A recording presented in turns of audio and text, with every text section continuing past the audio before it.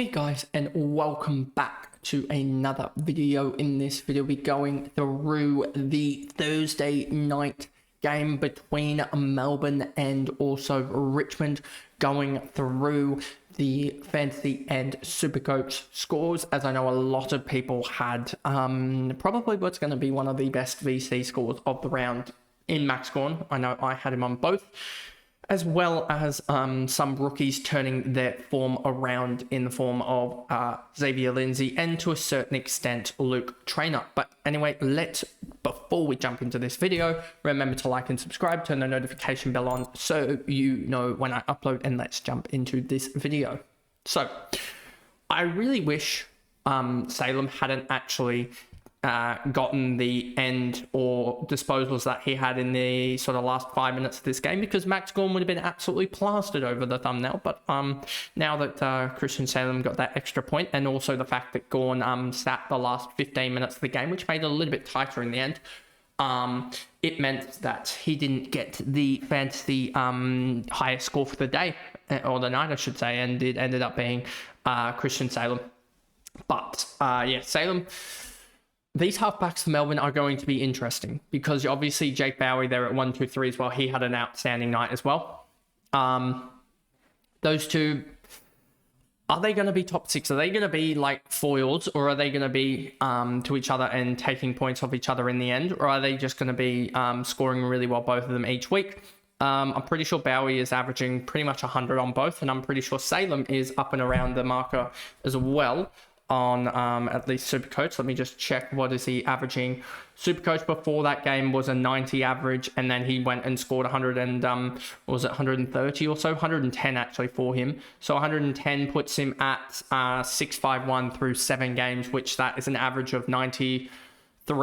So yeah, bumps him up, but not near top of the line. And then let's just check Bowie for a second, who I think is going to be more up there. Let's just check his price point here. So he was averaging 98.5 at 591, and he put up a 132, so that gets him to 723. 723 divided by 7 is 103 and a bit. So yeah, he will be up there near enough the top of the line, I feel like, and it's going to be 100 so he's going to go up another 25, 30k. It's probably going to be around 470k. That could be an interesting point of difference, I would say. Does have West Coast next week, and has had sort of 2 poor games, but aside from that, it's been outstanding. So yeah, definitely a guy that could be intriguing to get, as he does have a run of games where he could score pretty well, and has shown that he's going to do it in most games, and hasn't really had his lowest possession game, I think, is this first game where he scored a 96 on only 19 touches. So he's really just getting a lot of the ball. So yeah, definitely a guy you could actually consider in trade targets. Christian Petrarca, a guy that I said would probably do something like this. Fantasy, he was never going to get away from us, I don't think. We knew that. And he did kick 2 goals to get to a 114. SuperCoach, a little bit annoying, he got to the 129. But I was never going to be able to target someone like him this week in SuperCoach. It didn't feel like, because just the way I'd set it up, that it was going to be a down week for me with my trades. So Petrarca, a 129 for those that traded him in with a boost, I'm guessing, would have had to get him in, because a lot of people got Mafflin in. Yeah, he's done well. He's a guy that I'll potentially target next week, him and Rankin. I'm just looking at some stuff around it, because I'm pretty sure if we go to Petrarca here and we go to the forwards, I'm pretty sure he's top 15 now for the forwards. If we go to forwards, you can see the 129 there, top of the round so far, obviously, as a forward.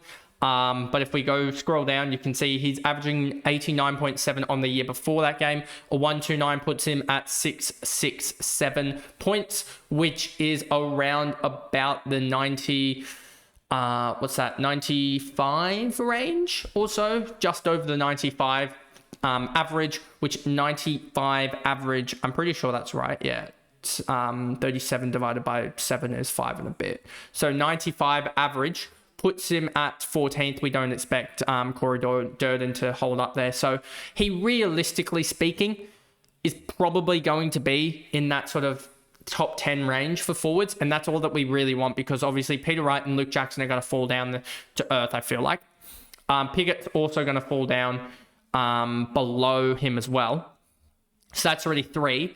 And so you pretty much got your top 6 forwards in, probably going to be McRae, Smith, Daniel, Martin, Rankin, Horne-Francis, and Petrarca are your top 7 forwards. Top 7 forwards. You can probably use one as a 24th premium, I have a feeling, or maybe through your flex, depending on how you get to your premiums. But yeah, that's sort of what I'm looking at with those. And so I really hope that I can grab him, Rankin, and Nick Martin are 3 guys that I need to probably target in the next little bit across the rest of the season, because they're going to be the top forwards. And there's going to be, I think, a little bit of a gap that's going to start to generate where those guys are all going to go sort of that 105, 110. And then you're going to have the key forwards in around that 95 range, but very volatile. And then you're going to have like Jai Simpkin and some other guys like Jack Graham and others like that around the 90 marker, 85 marker in the long run. So there is going to be a gap starting to generate of about 20 points per game that you really need to jump off of. And that's why even if we look at just sort of, I want to look at last 3, and I want to just see where is Marek for sake of argument. Where is he? He is only 30th best for forwards in the last 3 games. Or last three round average, just showing that great cash generating tool, but not going to be top of the line, and isn't really making too much of a difference when you look at the rookies and stuff like that, in my personal opinion. So that just shows that he's going to have to be upgraded as well. So it's not much difference to having him and a rookie in the long run, to be honest with you. But having said that, we've spent so much time on those guys. Maxi Gorn, that you don't really have to spend much more time on him. He's going to dominate, and he's got West Coast next week. So I don't know when the West Coast game is in terms of the round. So let's actually just check that. Fixtures round 8. I just want to see when is the West Coast game. That'll be a comfortable captaincy across all formats, to be honest with you. I'm not captaining anyone against Richmond at the, from Hawthorn, I wouldn't think. I don't even think I have anyone from Hawthorn in SuperCoach. And there's no one from the Sunday games that I'm liking. So yeah, that'll be the captain next week, the obvious one. Sucks that you can't get the Collingwood Geelong matchup being the same time, is a little bit annoying. But you'd probably be looking at someone else. You'd probably be looking at like Merritt against North Melbourne or something like that as a potential other VC option or something, or maybe even a Carlton VC, etc. there. But we'll just have to wait and see next week who we bring in.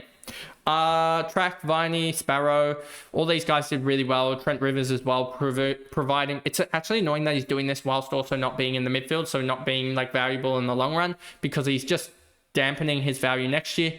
Xavier Lindsay, 98-78, big bounce back game from him. Cash Gen is started again for him. If we go to Xavier Lindsay with a 78, and I thought he probably deserved more than that, but his ball use was a little bit poor in the long run. But if we go to Lindsay with a 78, his cash gen starts, and I'm pretty sure someone would have done this. But if we just say he's going to do a 78 for the next couple of weeks, he's going to be 225k, 226k, somewhere around that range, and then go 259, 293, 320, 340. Yeah, he just starts going, and he just is getting enough of that ball to be an easy hold for the foreseeable future. And then Clayton Oliver scrambled his way to a 98 in SuperCoach, so he's probably just a hold in the long run, because I'm not going to burn a trade at the moment to make up 15 points, I think, at the moment with him. 15, 20 points to some guys. I'm not going to do that at the moment because, yeah, I just don't think it's going to be valuable at the present time. So he's just doing enough. He's also gaining a little bit of cash, as I believe he had a break even somewhere around. No, he actually lost a little bit of cash. He lost 800 coins or so. So hopefully the matchup next week against West Coast, he can do well.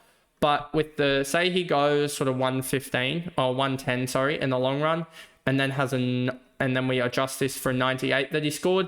So goes down 800 coins and then goes up 9.5k, and then has Hawthorn. Hopefully does really well there. But yeah, I'd probably be looking to upgrade him in a couple of weeks' time, but not at the moment particularly, because he's burning 7 points per game to Dawson, only like 12 points per game to Sarong. He's not burning too many points in the long run, I don't feel like. but it is what it is with him. That sucked that he couldn't get going, and really that if he'd done something in the first half, that could have been a 120 game, which really sucks that he couldn't, because he was on 5 touches at halftime, but ends on 22. And then Pickett, I'm glad that I didn't jump into him. He really struggled, especially first half. I think he was on about 3 touches or something at halftime. And that's that for the likes of Melbourne. Then we go over to Richmond, and this will be really short. Jaden Short got a 90. So for those that have him still, it's all right, but it's not outstanding. Nank the Tank basically scored points late because Gorm was off, but he got absolutely dealt with early on. And then Taranto, 76-95. He actually somehow had a positive SuperCoach split, probably just the 2 goals helping him out there, especially the one at the end of the first half probably got him 20 or so points. And then Trainer, 73-66. He came back well. He's going to lose a little bit of cash in SuperCoach, but glad that I held in Fantasy, just because I think if I just look at this here, I want to say for Fantasy, he's going to gain a little bit of cash. Break even of 58, which is a little bit lower. And he also outscored SuperCoach scoring by a little bit. So he's going to start to flip that around a little bit, which is good. Should gain, I would think, somewhere close to 10K. And then next week have a break even of probably about 45 or so, 50 maybe. And that'll get him potentially, he'll start to really just generate cash. Or it might be a slow burn in SuperCoach, Fantasy. We'll just have to wait and see on that front. Depends on what I can do with trades. Miller, McIntosh, Broad, Layla came back down to earth a little bit. He's an impact player, and when he does impact games, when he does get involved and get up to 20 touches, he scores big. But when he doesn't, he really just doesn't. He has a really high ceiling, low floor. And then that's pretty much it for the likes of Richmond and, of course, this game. So anyway, hope you guys enjoyed that video there. That recap of Melbourne's demolition job of the Tigers. Probably was more of a blowout than the scoreline suggests, just because they rested Gawn late. But I hope to see you guys tomorrow for the double recap of the Anzac Day games between Collingwood Essendon and Freo Adelaide. So I'll see you guys then. Bye, guys.